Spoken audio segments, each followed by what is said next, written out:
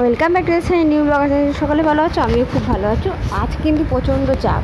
কাল রাতে মাথায় হেয়ার অয়েল করে নিচ্ছি, পুরো একদম জবরদস্ত, অনেকদিন করি না তো তার জন্য। তো রান্নাবান্না কমপ্লিট, স্নান কমপ্লিট, পুজো দেওয়া কমপ্লিট, সব কিছু complete, A to Z complete. কাচাকুচি তো তেমন কিছু নেই, যেটুকুনি ধোয়া কাচাকুচি ছিল সেটুকুনি করে শুকিয়েছি, কারণ আজকে খুব ঘর পরিষ্কার, তারপরে পড়ছে বৃষ্টি। আমি যদি কাচাকুচিটা করি বেশি, বাইরেও মেলতে পারবো না, সেই তো ঘরেই আমাকে মেলতে হবে। তো তাই করতে হচ্ছে, তাই করছি। আর এদিকে পরিষ্কার করার আর কোনো টাইম আমার কাছে নেই, কেন পুরোটা না প্যাকটা আমি প্রচণ্ড ব্যস্ত থাকবো তাই। আর আজকে লাল শাক ভাজা আর ডিম ভাপা করে তরকারি করেছি, কষিয়ে একবার। তো অসাধারণ লাগে। কার কার ভালো লাগে অবশ্যই আমাকে কমেন্ট করো, আমার তো খুব ভালো লাগে এইভাবে। আর ডিম ভাপাটা শুধু শুধু খেতে বেশ ভালো লাগে, বেশ গরম গরম ভালো লাগে, ঠান্ডাটা আবার ভালো লাগে না, কিন্তু গরম গরম ডিম ভাপাটা খেতে দুর্দান্ত লাগে। অনেক রকম ভেজিটেবলসও দেওয়া যায়। আমি তো সিম্পল তরকারি করবো বলে সিম্পল রান্না করেছি, বেশি হেভি কিছু করিনি। তো চলো কাজ করতে শুরু করে দিই।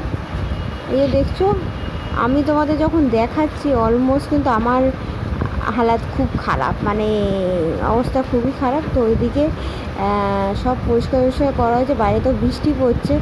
তো চলো ওইগুলো সব গুছিয়ে স্নান করে আমি প্রপার সন্ধান করে গুছিয়ে নিচ্ছি। বড় গাছে স্নান করতে স্নান করে নিই, আর এই যে সিংহাসনটা ধোয়া হবে, ধুয়ে পরিষ্কার হবে, তারপরে রং হবে। আর তোমরা তো প্রত্যেকটা ভিডিও তো দেখো, প্রত্যেকটা ভিডিও আসতে থাকবে।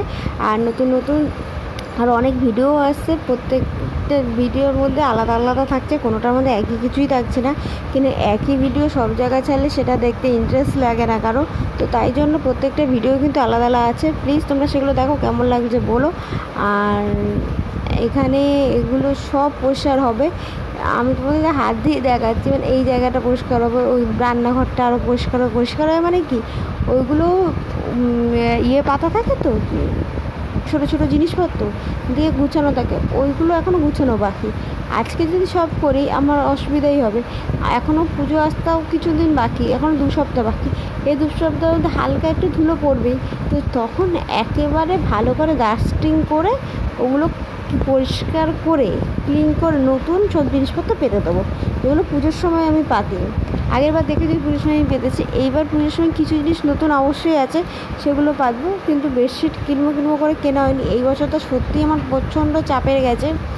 আর দুজন হাজব্যান্ড ওয়াইফ রয়েছে, এবার চাপের বলতে একজনের চাপের মধ্যে পড়ে গেলে আরেকজনের চাপের মধ্যে পড়তেই লাগে স্বাভাবিকভাবে। কিন্তু দুজন যখন একসাথে থাকি, কখনো কারো সমস্যাটা এড়িয়ে চলে যাব, বা আমার কাছে টাকা থাকছে আমি সেটা দিয়ে আমার নিজের ইম্পর্টেন্ট কাজগুলো সারবো না, দেবে বসে থাকবো, এই জিনিসটা নিশ্চয়ই করা উচিত না। সেই ভেবে হয়তো এখন আমার পক্ষে প্রচণ্ড চাপ। তো কেনাকাটি কিছুই হয়নি, তেমন কিছু ফুচকার জিনিসপত্র কিনে রেখেছি, বাকি জিনিসপত্র কেনাকাটি করব পরে। তো ফিঙ্গার ক্রস করছি যেন সব কিছু ভালোভাবে ঠিকঠাক হয়ে যায়। নতুন বছর আসতে চলেছে, 2-3 মাস, আরও 2-3 মাস বাকি, কিন্তু এর মধ্যে নতুন বছর দেখতে নতুন বছর চলে আসবে।